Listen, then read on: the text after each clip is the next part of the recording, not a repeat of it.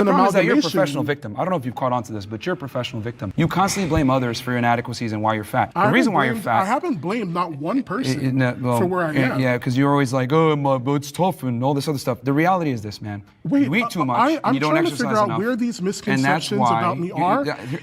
Again, you can say whatever you want to say. I do want to press. See, and this is why I don't watch Jubilee anymore, because this is not the way to reach the middle ground. Jubilee was a platform that became super duper popular during the pandemic because it bridged the gap between people that were on one side of the aisle, people that were on the other side of the aisle, had them come together to reach a middle ground or play out their stereotype fantasies when they had them select the X, Y, and Z type of person. It was just a really interesting social experiment displayed on a YouTube channel. But I fear that the social experiment is over with these fake and disingenuous conversations, these celebrity entertainers, and just an overall garbage platform now based off of where it was from a platform that had such a high future. Recently, a woman named Naima Trout got a lot of fame and attention based off of an episode of Jubilee where her and Charlie Kirk and about 19 other people got into heated debates based off of Charlie Kirk's crazy stances. I guess that's the best way to put it. I think that a person who is assigned male at birth, I don't think they assigned male at birth, so people are not male at birth?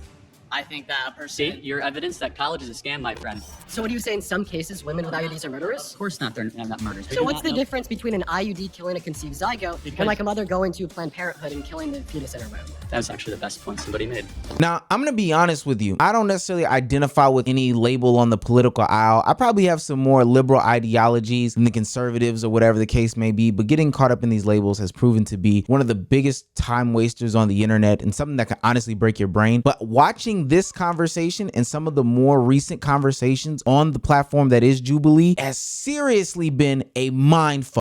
Jubilee's debates seem so well-intentioned and so thought out and so creative, but ultimately they end up being the most unproductive conversations on the platform. They end up doing more harm than good because they rely on these fake personas, disingenuous talking points, and then the gamifying of serious topics in which people on the other end are really being hurt while they're up there having some sort of scorecard in the comment section about people who are going through things like abortion or rape or being a part of some sort of war of religions. Having people choose a winner or a loser, they take these conversations that require so much gray area, so much more discussion, so much more research, so much more nuance, and make it extremely black and white by the end of the day. And in reality, the only people that are actually suffering are not the people that are taking in and consuming the conversation from the audience standpoint, but the people that they're actually talking about. It's gone from who has the best talking points, who can eloquently elaborate themselves, to who has the biggest presence in the room with the biggest story, the biggest anecdotes, and just who can dominate the conversation as a whole. If you can make people look dumb and come with some sort of silly counterpoint that doesn't necessarily have anything to do with the conversation, you'll be deemed as a winner versus actually listening and taking in what people are saying and then having some sort of well thought out, good intention, and good faith rebut to try to come to a middle ground.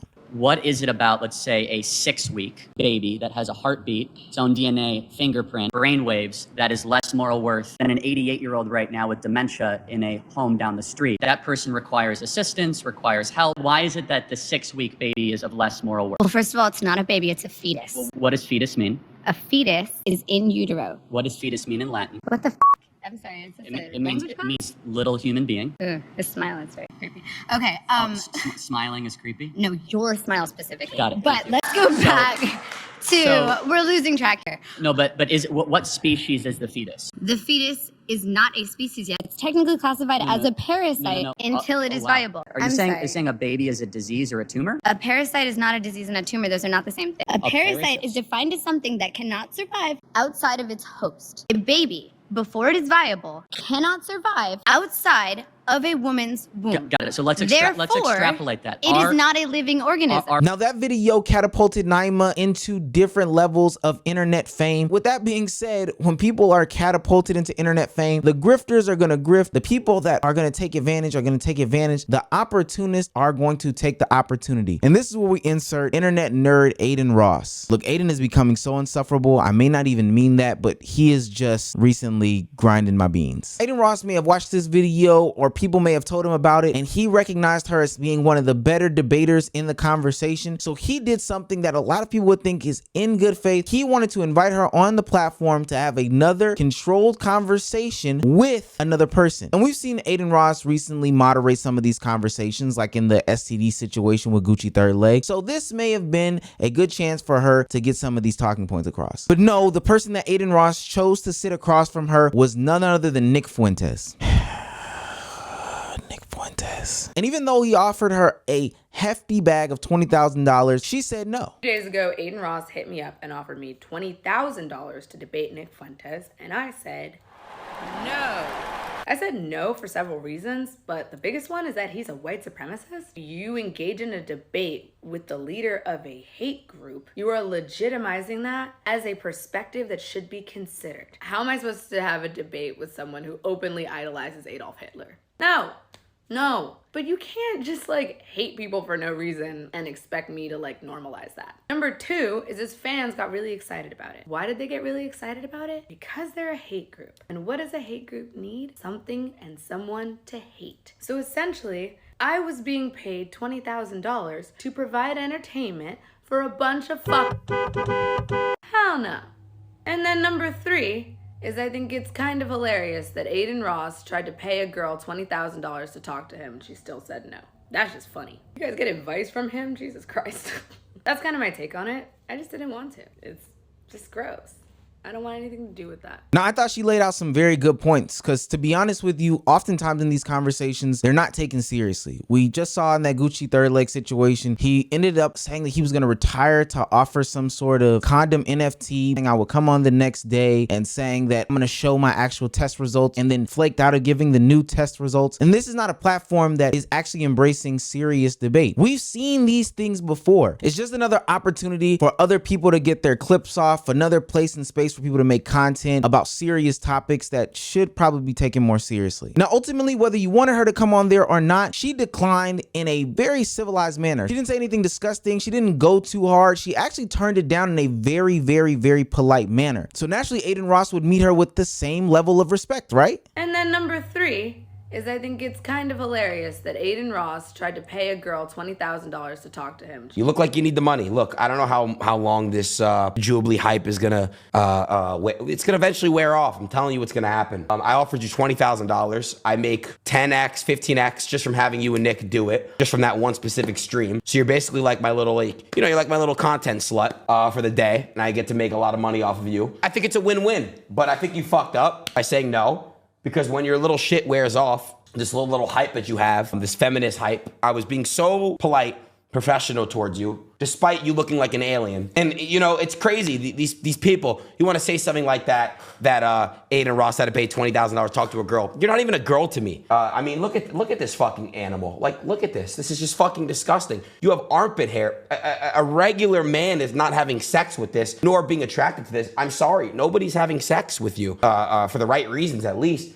Like, I'm sorry, if a girl ever looks at me, you know, this way, in a sexual way, with armpit hair like this, it's fucking disgusting. It's fucking disgusting, man. I'm sorry, guys. Literally just proving her point right. This is the same Adin Ross who was distraught a couple months ago saying that his audience was this, that, and the third, his community was negative, etc., etc. Took a break from the content, had the peers advise him to switch different directions, and now is exactly back to doing the things that got him to this place in the first place. Literally proving her point time in and time out as to why not to participate in the whole idea of debate content is so Adin Ross, it's super ridiculous. And I'm gonna be honest with you, one of the guys that had the most insightful things on the internet to say about this is my guy Walter from Fresh and Fit. Pointing out who's behind the scenes pulling strings, what does that do? Someone please tell me, what does that do? It's gonna make you a target.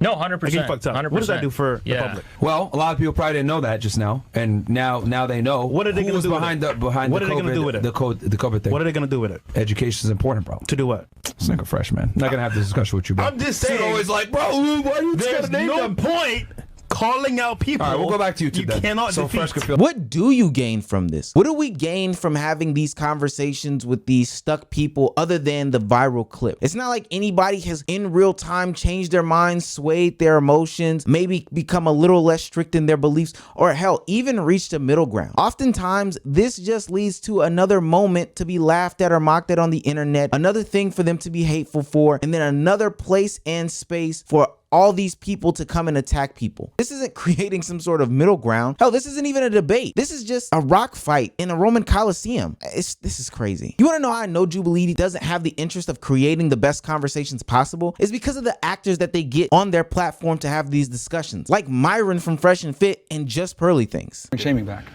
Okay. We need to bring shaming back in so many other regards besides obesity. We need to do it with sluts. We need to shame fat people. We need to shame everybody.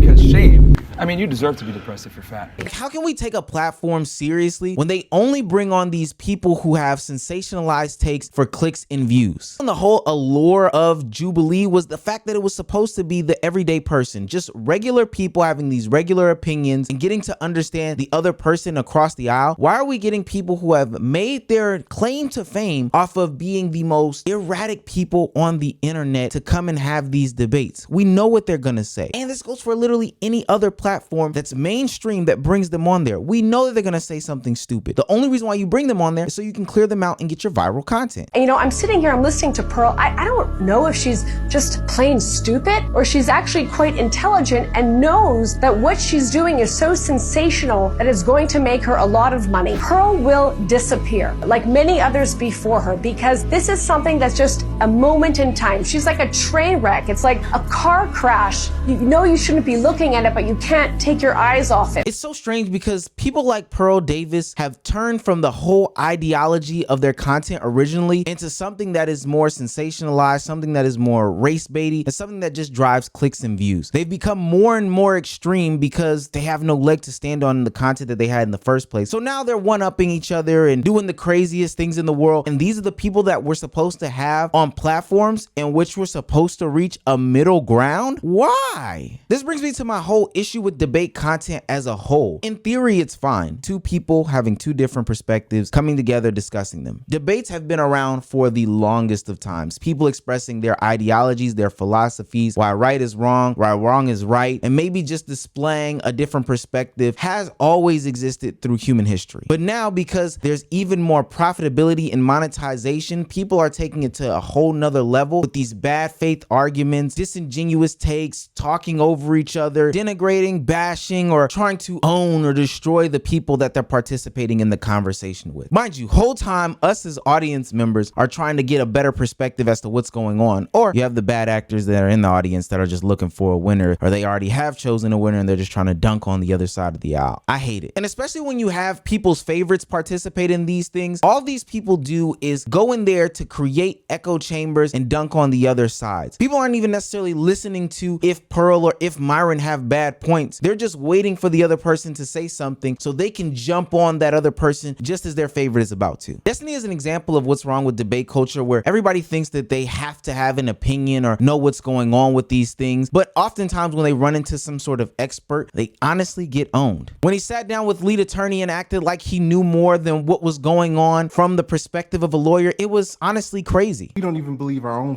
clients to be. I don't know. Comparing an attorney to a study is a totally different thing, though, right? You're it's litigating not, a specific. Because it's all data collection. No. It's not data collection. You're not collecting data as an attorney. You're getting specific information about a specific case. That's data. Right? Yeah, but information. But when you're trying to make a case, I don't know if you're a trial attorney or what, but like when you're trying to make a case in front of a judge and the judge is asking you, like, did your client cheat on his wife? Like, you would never respond to it. Well, 47% of clients do. No, of course not. You're doing like a case study. When you're doing, like, that's what an attorney does, is case studies. Like, the whole discovery process is collecting data about one particular case, right? Or maybe you'll bring in an expert witness for random shit. But like, it's not the same as like talking in a scientific manner or in a sociological manner about like, here's like data across the society. So yeah, I would expect like a judge to be using more specific stuff where they're going to subpoena shit and everything, or they're going to have like more specific stuff to one case. But that's because you're arguing about one particular person, not an entire field. Yeah, but the entire field is made up of each individual case study, if you want to call it that, Destiny. That's all data is. It's just a collection of individual case studies, if you want to call it that. And then when other people like Valuetainment use their own anecdotal experience to kind of spin their narrative and paint their perspective, it gets totally disregarded because it doesn't agree with what he says. Debate culture contributes to people thinking that they are experts, and honestly, that's dangerous, especially when these are topic matters that have nothing to do with them. They've never even experienced it or been involved with it, and they don't think about it on a day-to-day basis outside of participating in this specific conversation to get clicks and views. And I have represented tons of men, tons of women over 20 years, and I have seen the destruction that takes place. Like, no one has seen more men break down in tears while their kids get taken away, the equity in their home gets stolen, their retirement, their pension gets stolen by these judges. They have so much to lose. Women don't have these things to lose. Yeah, we do. Can you say that a woman doesn't have equity in the house to I can say that because I've been practicing for 20 years. But I know, but women also can make money. Like, there could be marriages where the woman makes more money. Listen, there are the LeBron James of women, right? But I'm not talking about these special cases. I'm talking about in general. If you want to sit here and tell me that women in general lose their kids, you're crazy. No, but of course they don't. It's well, some women do if they're like alcohol abuse. No, not or something. in general. I think what you're saying, there's exceptions and there are rules. Exactly. Well, I don't know if Madison was intentional. Just because you talk fast, just because you use big words does not mean that you're right. And just because you have money and success and whatever other thing that you like to point to doesn't make you the authority on some of these conversations. What probably kills me the most is bad faith arguments. These are the things that literally make me shut off, shut down, and go play outside, which I probably should be doing anyway. Whenever I am listening to this debate bro content, it is so stupid.